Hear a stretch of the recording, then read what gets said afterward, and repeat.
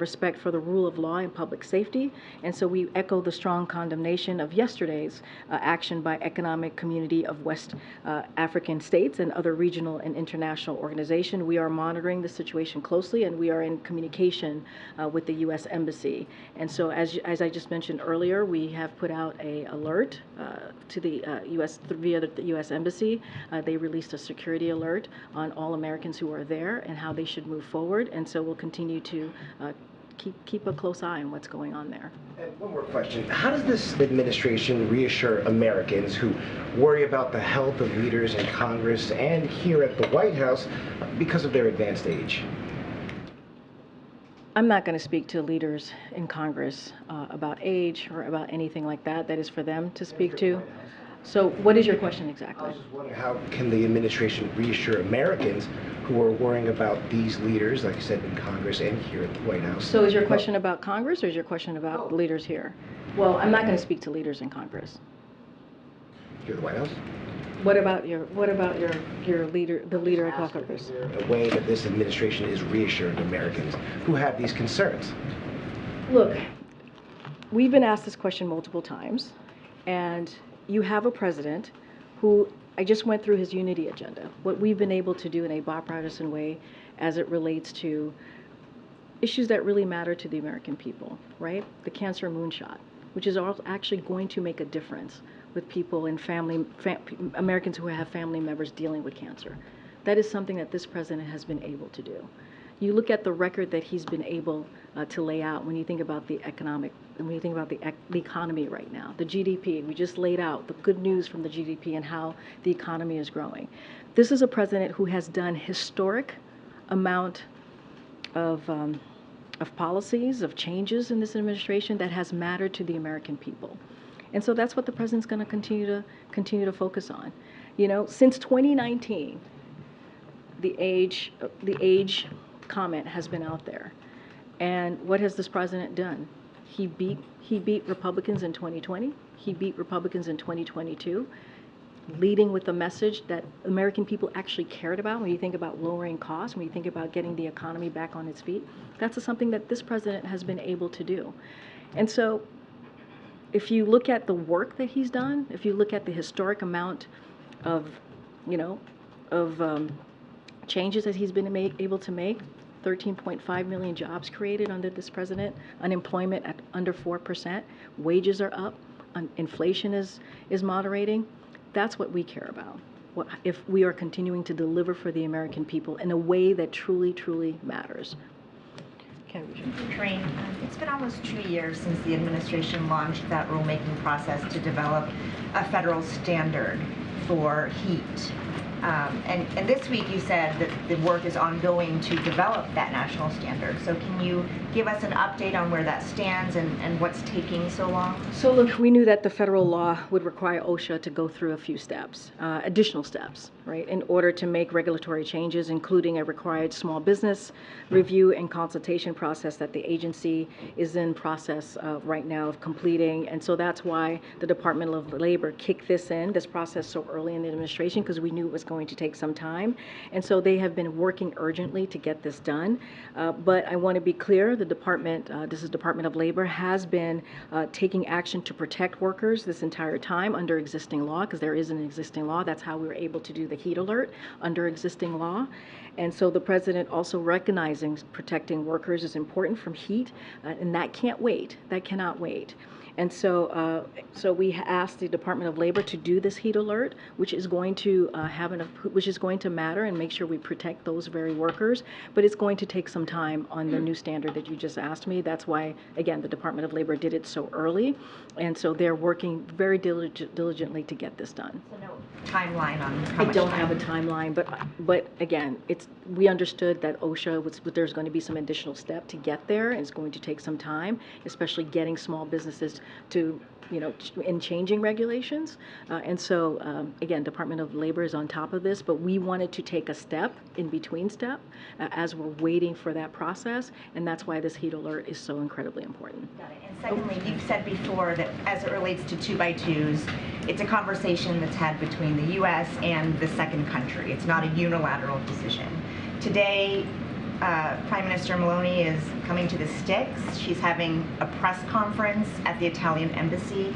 So it appears that it's the U.S. that does not want to have a joint press conference. Is that true? And if it's not, why aren't you having one? I would not say that is true. I was not part of the deliberation on this with our National Security Council. It is a conversation, as you stated at the top, that happens between two countries. I have not asked the National Security Council on this and how those conversations went, but usually it is both countries that agree on how to move forward. You would have to really speak to the Prime Minister on how they're proceeding and doing what they're doing today. I'm sorry, just to be clear, as press secretary, you're not part of the conversation about... With a diplomatic conversation with another country, that goes through the NSC. Okay, thank you. Karine, Senator Tester said today that he expects a Ukraine supplemental request to come from the White House by the end of the month. There's not a lot of days left in the month, so I'm wondering if that timeline is accurate and if you have more specific timing or any sense of size and scope of that request. No, I've heard this. We don't have anything to share at this time on any supplemental requests. Kim Jong-un today met with Russia's defense minister. It was one of his first meetings with a foreign dignitary since the pandemic. He showed off some of his ballistic missiles that violate international law. I'm wondering if you have any reaction to this meeting and if it has raised concerns, whether about Russia or North Korea.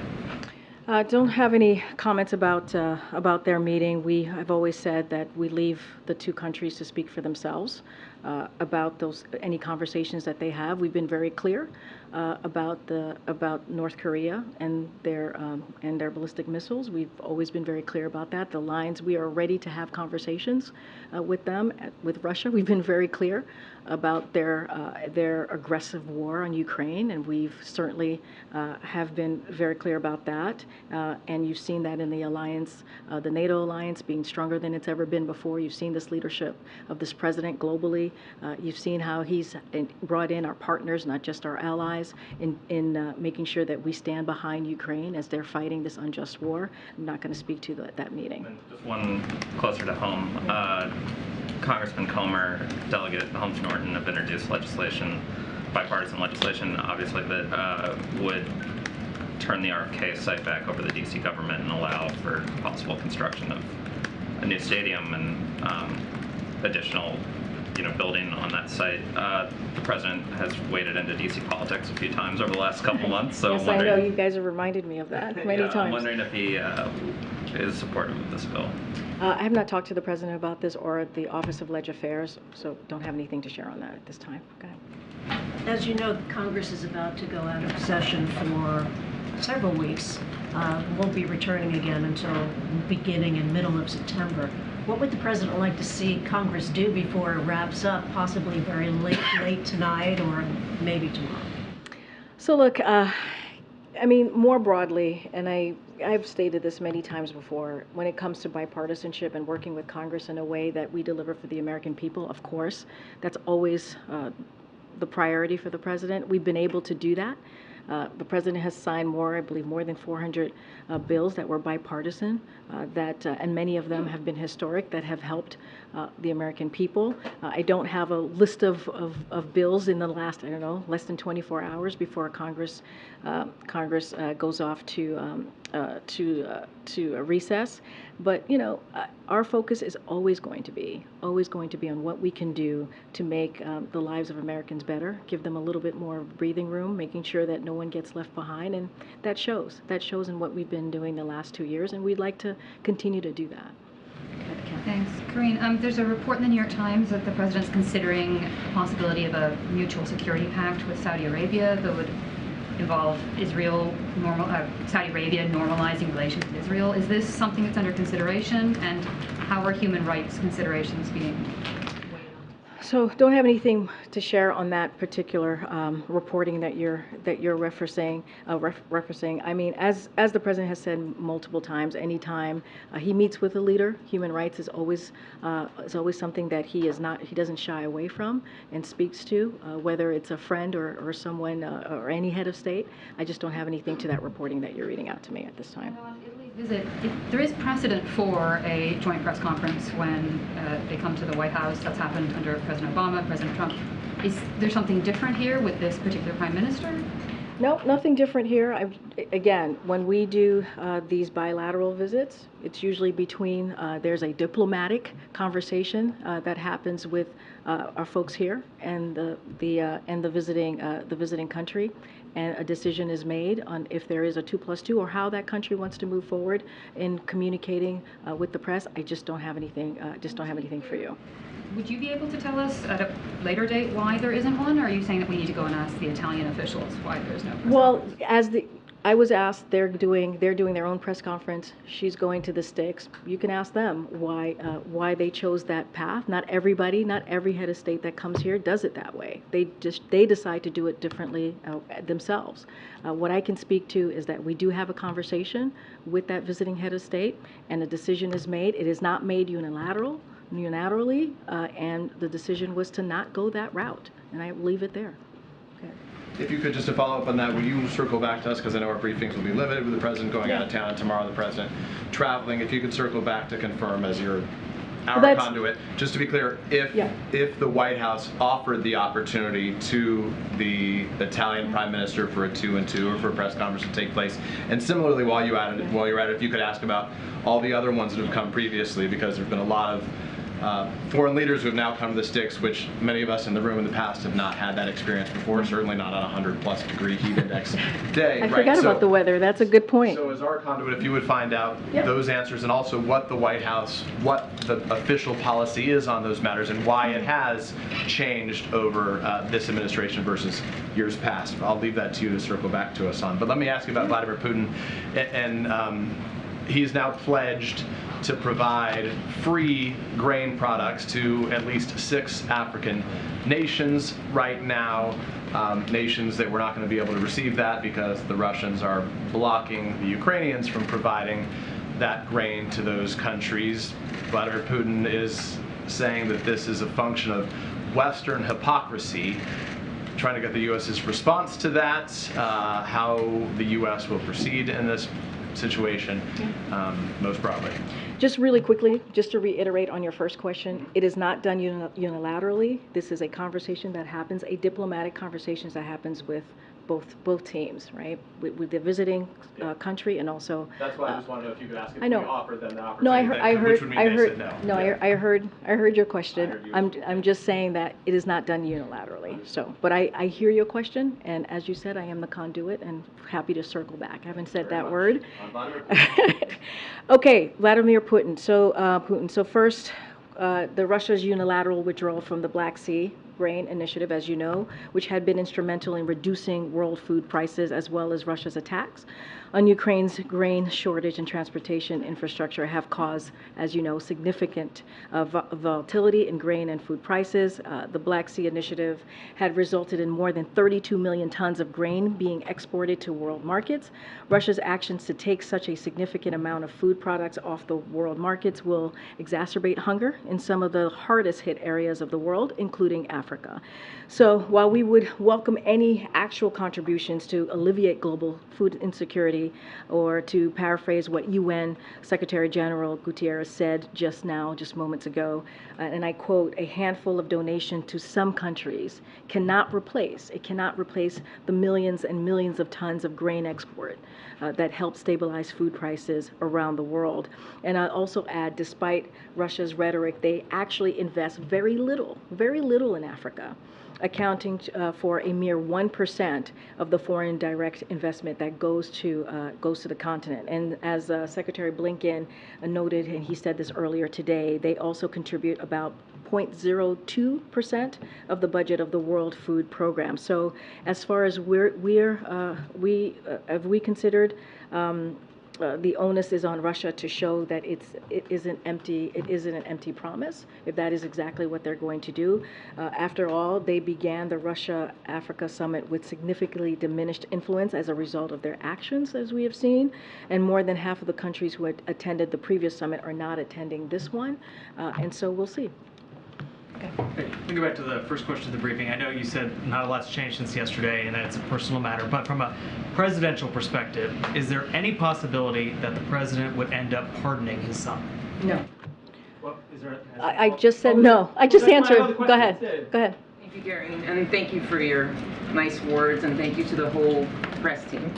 I've got two follow-ups, one on Niger, one on Russia. On Niger, just more broadly, can you talk a little bit about the concern of the United States about instability in Niger, given what a partner it is for the U.S., the Europeans, in the fight against extremism in the Sahel region? So it's all unfolding right now. Just don't want to get into hypotheticals. You're right, Niger is an important partner. So we're closely monitoring the situation. I just don't want to get into hypotheticals from here. It is unfolding, and we're just going to continue to monitor and keep a close eye. And on Russia, a follow-up on the grain announcement. When you look at the 6 countries that Vladimir Putin chose, among them there's Mali, Burkina Faso, Zimbabwe, Eritrea. These are mostly, I think 5 of the 6 were ones that refused to vote against Russia in their UN resolution. How do you interpret that move by Vladimir Putin? Is it a sign of strength with the African continent, sign of weakness? I'm not going to get into Mr. Putin's head. I'm just not. I've just laid out what our thoughts are on this and how he's lost standing, obviously, globally. If you even look at this summit, how a good majority of folks who were there the first time did not attend. I'm just not going to get into characterizing why he did this, the direction that he wanted to take this is just not for me to do. Go ahead. Thanks, Karine, and thanks, Abdullah, for your help over the years. So my question, the House Judiciary Chairman, Jim Jordan, tweeted out a series of internal Facebook emails today showing that influenced the White House to remove some posts the administration didn't like. It's been about 3 weeks since the judge restricted access from certain agencies communicating with social media. How much is the White House now working with social media companies to remove concern posts or things they don't want? So what I can say is, honestly, on this, because it's an ongoing case, I would refer you to the Department of Justice on this and the status of this case. As you know, we're going to be very careful here about speaking about this. So I will just let them deal with this. Is the White House still communicating with social media companies? So look, as I've repeated many times from here, we have promoted responsible actions to protect public health, safety, and security when confronted by challenges like a deadly pandemic and foreign attacks on our elections. And we have consistently made clear that we believe social media companies have a critical responsibility to take account of the effects of their platforms that they have on the American people while making independent decisions about the content of their platforms. That continues to be the case. That has not changed on what we believe here, but there's a specific case ongoing, and so I would refer to the Department of Justice. And on the GDP statement today, over the 2.4% growth of the GDP, the president said that he's touting real wages are higher than pre-pandemic. Real wages are up 0.4% in the last 30 months, and that's less than 1% increase over the past 2.5 years. It doesn't really help folks buy food. So what do you say to those people who are seeing their wages not pay for as much food as much? Just to be very clear, we are accounting for inflation when we say wages are at 1.2% higher, and then they were last year, which was at 0.7% higher than before the pandemic. So that is indeed something that we're accounting for. And so, there is a strong job market that exists. The inflation, as you know, has been easing for 12 months straight in a row, 12 months in a row. And so wages are rising, and there's even more low and middle wage workers, which is also important as we look at the data, as we look at the direction this economy is going. And that's helping us catch up from decades of widening wages that we have seen. Thank you, Karine. There are new reports about back-channel talks, negotiations between the U.S. and Russia, supposedly conducted by former U.S. officials. Are you aware of any such regular contacts, and is there any involvement on the U.S. government's part in those negotiations? I'm not going to go into, I'm not going to get into reporting on conversations outside of the government. And I'm certainly not going to get into diplomatic conversations that we may be having with Russia. That's not something that I'm going to do from here. Hey, great. The tax matter that had Hunter Biden in court in Wilmington yesterday, it had criminal information saying that he hadn't paid 1.2 to about 1.5 million in taxes owed. So my question is, number one, I know the president doesn't talk to him, you said, about his business, but was he aware at the time that he wasn't filing his returns in a timely fashion? And also, did he ever advise him to pay? Because Hunter testified in court that 1 year he was sober when he didn't file. So did they ever discuss the tax situation? I'm not going to get into the specific of the case. Does he think it might have to beef up I've enforcement? answered this question over and over again. Nothing has changed from the statement that I made yesterday. Nothing's going to change from the few times that I've gotten this question in the briefing room. We're not going to comment on this. This is an independent investigation that is being led by a Trump-appointed prosecutor, that is being led by clearly the Department of Justice, right? The prosecutors I just mentioned, and we're just not going to comment on this. You mentioned DOJ. Does he have any concerns that the deal prosecutors put together fell apart and couldn't make it by a judge? We're not going to comment on specifics of the case. Thank you, Karine. Just want to ask you if you could to preview tomorrow's trip to Maine, what's going to be accomplished or what you hope will be accomplished, and also why was Maine chosen for this event? So he's going to visit a manufacturing facility, which I think is important, right? As we're talking about bringing manufacturing back to the country and creating jobs, good paying jobs. And so he'll discuss how Bidenomics is revitalizing the American manufacturing and bringing investments, like I said, and jobs back to communities. Big investments that many communities have never seen before, as it relates to jobs and as it relates to making sure that we're making things in America again. And so he will announce new actions promoting domestic manufacturing of new technologies in America. And as you know, we've announced more than $1.5 billion in investments in Maine infrastructure, including $570 million for funding for high-speed internet. And so public investment from this president's legislative accomplishments are helping to revitalize local legacy industries like textiles. So that's what he's going to be doing tomorrow. It is going to be his first time in Maine. Like the president said, he's a president for everyone. And so we're excited to go there. He's excited to be there to make this announcement, and critical, important announcement to not just the constituents of Maine, the American people of Maine, but also to the country. Separately, you suggested reaching out to the Italian embassy as it relates to why there is no press conference today, no joint press conference. No, that's not what I said. Why they are proceeding to move in the direction that they are moving. Okay. I did. I reached out to them Okay, during the briefing, great. and what they said was, we didn't insist, knowing that you would not accept. Is that accurate? What you I have say? no idea. I mean, you're asking me to comment on something that they said. I haven't even spoken to the team yet, so I can't comment on what you're reporting right now. I have to talk to the team. What I can say, it's not a unilateral decision. It's a conversation that happens with the visiting country. Don't have anything more to share on that. As they are proceeding with the way that they want to communicate, that's on them to speak to. That's not on us to speak to. Is there any reason, just to tie this up, Yeah, is there any sure. reason why it would be rejected? That idea of a joint press conference would be Like I rejected? said, it's not a unilateral decision. It is a conversation that we have with the other country. So I can't speak to specifics on that. Go ahead, Brian. Thanks, Karine. 2.5 questions, and thanks to all the colleagues and all the members of the staff that are leaving. I want to get all that in. As for climate change, I just want to drill down a bit on that. In Lithuania, the president said that it is the greatest existential threat that we face, and the window is closing. Since then, there's been no meaningful legislation introduced in Congress. During the congressional break, will the president be working with his allies in Congress to up the legislation to address climate change? Inflation Reduction Act. That was Other than that, yes. I mean, but we can't poo-poo that. That was an incredibly important piece of legislation that we are currently implementing. Look, the Inflation Reduction Act is going to make it's going to make a real significant investment as we're talking about climate change.